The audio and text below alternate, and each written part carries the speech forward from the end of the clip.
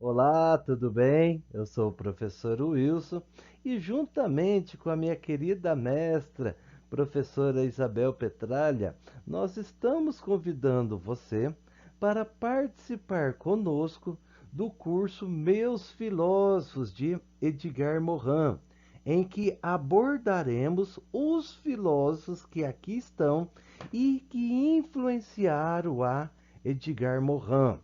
Nesse curso, nós não queremos fazer aos moldes de uma história da filosofia. Por quê? Porque nós temos já vários cursos que assim o são e vários aqui no YouTube muito bons, né, por sinal.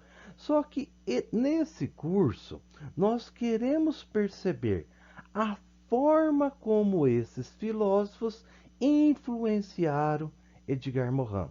O que tem nesses pensadores que impactaram na vida de Edgar Morin e ajudaram que ele tecesse o pensamento complexo e como que esses conhecimentos vindo desses filósofos estão presentes na vida e na obra de Edgar Morin.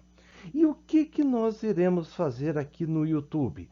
Aqui no YouTube nós iremos apresentar esses filósofos. Nós iremos pegar alguns pontos desses filósofos e depois, no nosso curso, nós iremos trabalhar esses filósofos a partir da leitura de Edgar Morin.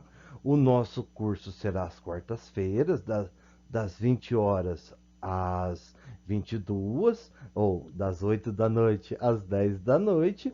Se inicia no dia 8 do 5 e vai até o dia 26. Deixarei aqui embaixo as informações para você se cadastrar no curso, para ter mais informações sobre como vai funcionar o nosso curso. O primeiro filósofo que nós iremos ver é Heidegger, tá? E qual livro que nós iremos estudar dele? Nós iremos estudar do Heidegger o que é a filosofia. Por quê? Porque nós iremos pegar alguns conceitos presentes nesse livro que nós iremos utilizar ao longo de todo o curso. Antes de falar desses conceitos, eu gostaria de falar um pouco da minha relação com Heidegger. A minha relação com Heidegger não é uma relação boa. Por quê? Porque antes de eu ler Heidegger, eu lembro que ele participou do Partido Nazista. Isso já me causa uma estranheza. Isso me gera uma distância de Heidegger. É, eu há muito tempo eu não aceitava lê-lo. Tá? Eu falava, como pode um filósofo que provavelmente foi o maior filósofo do seu tempo ter participado do nazismo? Tá? O Morin, ele me ajudou um pouco a quebrar essas barreiras que eu tinha em relação a ele. O primeiro, ou a primeira barreira, é não enxergar uma pessoa apenas por uma coisa, mesmo que essa coisa seja a pior de todas elas, que é participar do nazismo. A segunda é algo de professor, né? Nós, professores, nós acreditamos na transformação. Então, pode ser que, ao escrever, Heidegger, ele estava tentando se redimir. Bom, iremos ver esse conceito e como que o nosso filósofo assim o trabalha. O conceito principal que nós iremos pegar de Heidegger é o conceito de pathos, tá? Esse conceito de pathos é o que nós iremos buscar nesse livro. Ou seja, é aquilo que nós queremos ver que o Morin ele pegou de outros filósofos.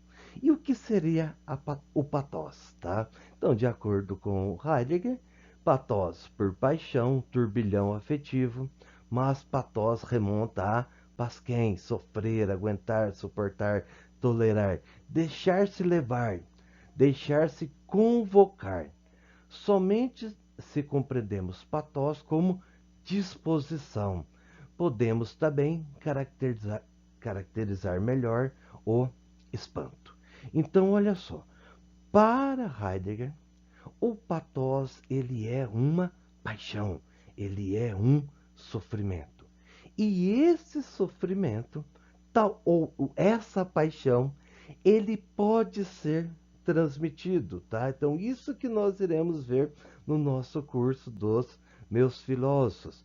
Você provavelmente já teve um professor e esse professor ele conseguiu passar para você uma paixão. E essa paixão fez com que você estudasse mais, essa paixão fez com que você se dedicasse mais àquilo que hoje você faz, né? Seja em sala de aula, seja mestrado, seja doutorado. É, como que nós iremos traçar esse caminho, né? Então o Heidegger ele fala uma coisa muito interessante. O caminho de nossa discussão deve ser, portanto, de tal tipo e direção de que a filosofia atinja nossa responsabilidade, nos toque e justamente em nosso ser. Uma reflexão que não toca na alma, uma reflexão que não muda o indivíduo, ela não é filosofia. Ela pode ser qualquer coisa, né? Ela pode ser uma ciência filosófica muito boa, mas para ser filosofia, ela precisa tocar na alma. Esse pathos, essa paixão, ela tem que tocar no indivíduo. Aqui o Heidegger, ele é um filósofo do ser, né? Ele vai falar muito do ente e do ser, mas essa reflexão nós não iremos fazer nesse momento, tá?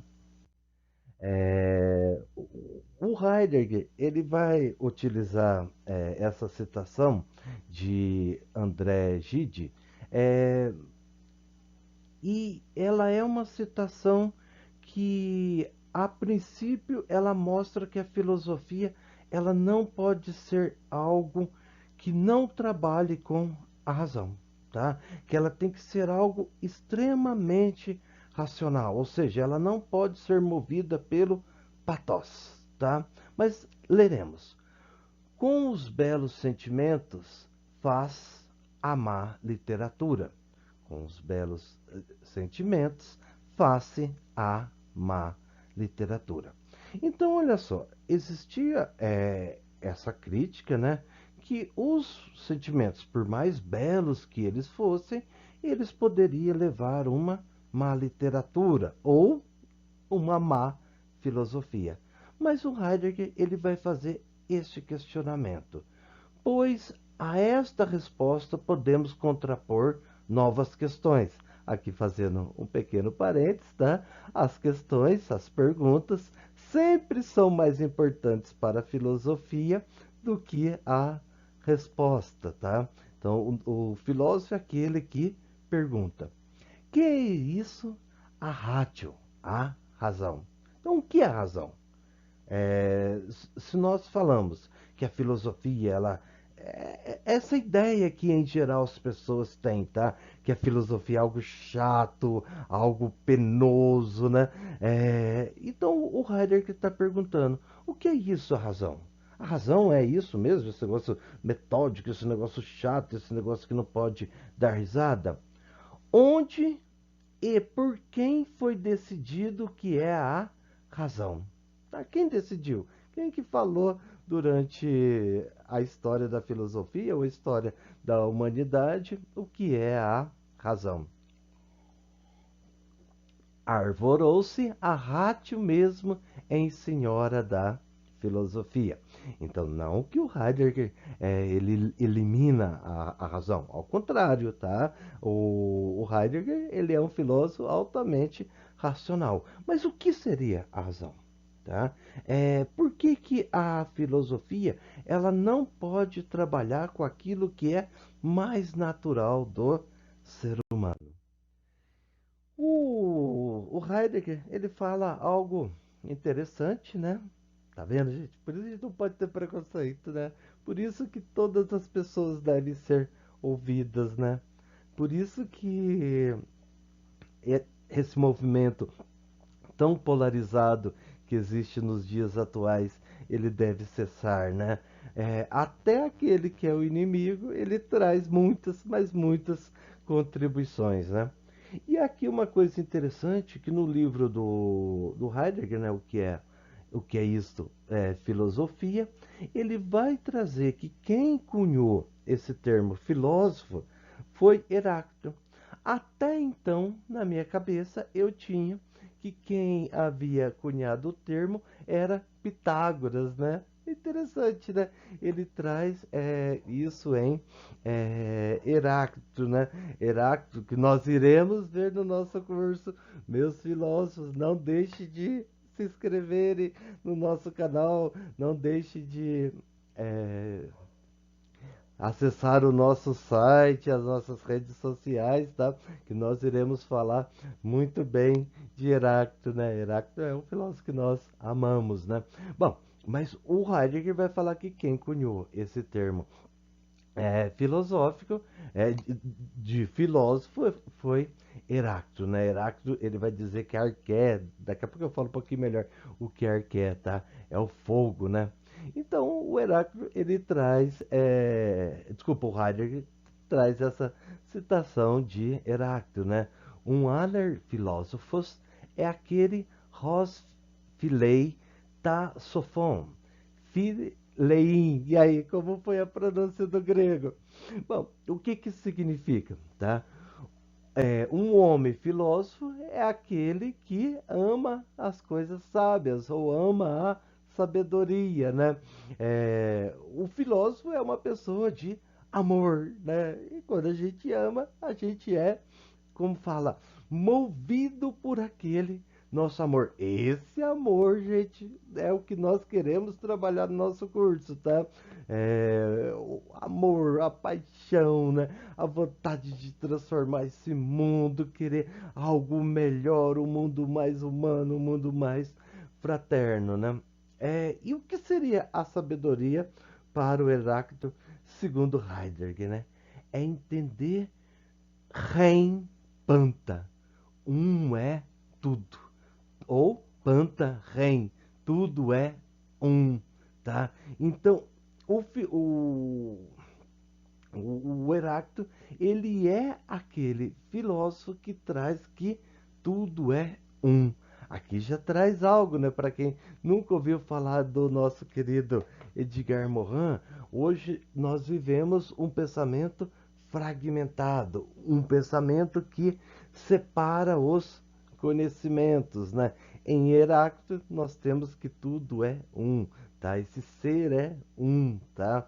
E a sabedoria é entender isso do ser, tá? É interessante, né? Bom, e o que mais o nosso querido Heidegger ele vai falar da filosofia? A filosofia é aquilo que vai fazer com que você junte, tá? Que você entenda, que você perceba aquilo que é um, tá?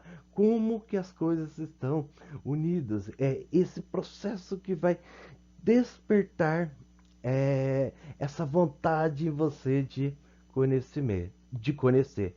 E quem faz isso, essa aspiração, é determinada pelo Eros, ou é determinada pelo Cupido, que nós iremos falar um pouquinho dele no nosso próximo encontro também do Sócrates. O Cupido, ou Eros, é o deus do amor. O que, que esse deus do amor faz? Ele junta, né? Se nós pegarmos os poemas de Hesíodo, nós iremos ver que os quatro primeiros deuses, né? O céu, a terra, a mãe Gaia, né? Depois o caos, ou seja, o separador, e depois o Eros, aquele que junta. Então, para o Heidegger, nós somos movidos por esse Deus Eros, esse Deus que nos faz amar. E quando nós amamos, nós juntamos duas coisas. Gente, o Morin, ele é um filósofo, ele é um pensador de amor. Isso que nós queremos tratar bem em nosso curso. O Heidegger ele vai falar aqui de destruição, né? Ou seja, nós temos que destruir alguns conceitos. Esse destruir aqui não significa desmontar, demolir, pôr de lado, né? Significa abrir nosso ouvido, abrir a nossa mente, né? Torná-la livre, né?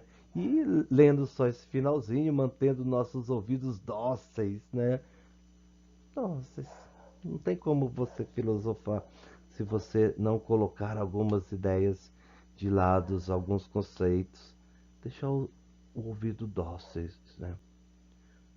Não significa que aquele filósofo trará a verdade, né? Como eu disse, né, eu tenho várias questões com Heidegger, né? Mas significa estar aberto ao conhecimento, aberto a esse ser que se revela, né? Esse ser que se revela no ente, né? Esse ser que se revela na natureza, em cada um de nós e etc. Platão e Aristóteles chamaram a atenção para o fato de que a filosofia e o filosofar fazem parte de uma dimensão do homem que designamos disposição, ou seja, uma organização que está dentro de cada um de nós, uma organização que faz parte da nossa vocação, da nossa essência, do nosso ser. Isso é claro, tá? É só ver uma criancinha, tá? A criancinha, ela está aberta ao mundo, ela está disposta ao conhecimento. Pena que ela chega na escola, o que que vai acontecendo? Vai, infelizmente, né? O nosso modelo de ensino, ao invés de ajudar com que as criancinhas elas desenvolvam essa disposição delas ao conhecimento, à filosofia, vai podando. Mas isso nós iremos ver em outro momento. Platão diz é verdadeiramente de um filósofo esse pathos, ou seja, o espanto, pois não há outra origem imperante da filosofia que este. Pathos, paixão, né? Espanto ou admirar. É, gente, muitas pessoas elas leem os filósofos de maneira científica. Não que isso esteja errado, claro que não, tá? Ao contrário, está muito certo. Mas é preciso resgatar, tá? É preciso que nós tragamos novamente esse sentimento de filosofar. E esse sentimento de filosofar, ele só inicia se tiver patos, tá? E esse patos, como eu disse, ele é transmitido, tá? Ele é perpassado pelo mestre ao discípulo. E é isso que nós iremos ver no nosso curso. Além dele ser o início da filosofia, ele é aquilo, tá, que faz com que todo o ato de filosofar aconteça. O espanto é enquanto patos a arqué. Tá? Então, o que, que seria arqué? Arqué, além dela ser o início, tá? O princípio, ela é aquilo que faz com que todas as coisas existam. Então, por exemplo, os filósofos que acreditavam que arqué era o átomo, ou seja, tudo veio do átomo. Não é que depois que construiu os seres, as pessoas, os átomos deixaram de existir. Não, ao contrário. Os átomos, eles continuam em cada um de nós, né? Nós somos formados por átomos. Tales de Mileto, por exemplo, ele acreditava que arqué, ou seja, a origem era a água, mas essa água, ela dá origem e ela rege todo o ser. Tá claro que é arqué? Vamos ver melhor o que é arqué do nosso curso, tá? Mas olha só, a arqué, ela é o início, mas além dela ser o início, ela é aquilo que rege, ela é o princípio fundamental do ser. E qual é a arqué da filosofia? O pathos, ou o espanto, ou a capacidade de se surpreender. igual o gatinho, igual a criancinha. Quem é que perde esse patos? Nós, tá? Nós somos, como fala, tão colocado em tapada a nossa visão, que nós temos que pensar somente daquele jeito, e nós perdemos essa capacidade de espantar. Nós perdemos essa capacidade de nos apaixonar. Mas não, vamos resgatar essa paixão, vamos resgatar o espanto, né? Vamos resgatar o desejo de transformar. O mundo não pode ser só isso, não. Ele tem que ser algo mais, né, gatinho lido? O espanto é, enquanto patosar quer, designa aquilo de onde algo surge, mas este de onde não é deixado para trás no surgir. O espanto carrega a filosofia, impera em seu interior. Então, todo o ato de filosofar, todo o ato de questionar, ele tem que ser movido pelo espanto. Mestre Aristóteles, né? Aristóteles diz o mesmo, né? Pelo espanto, os homens chegam agora e chegaram antigamente à origem imperante do filosofar, aquilo de onde nasce o filosofar e que constantemente determina a sua marcha. Filósofo é aquele que se espanta. A filósofa é aquela que é apaixonada pela vida. Edgar Morin é um filósofo que ele trouxe para nós paixão. Paixão, desejo, indignação, e é isso que nós iremos trabalhar. Mas pelo fato. Ah, aqui tem uma coisa legal, né? Isso aí para o pensamento complexo, né? Depois os convido para ver as falas da nossa querida mestra Maria Cândida Moraes, né? Ela vai falar muito dessa união da poesia aí, tá? Da poesia e da razão. Então isso aqui, o Heidegger, ele traz isso, é muito caro para nós do pensamento complexo. Mas pelo fato de a poesia, em comparação com o pensamento, estar de modo bem diverso e privilegiado a serviço da linguagem. Nosso encontro que medita sobre a filosofia é necessariamente levado a discutir a relação entre pensar e poetar. Tá?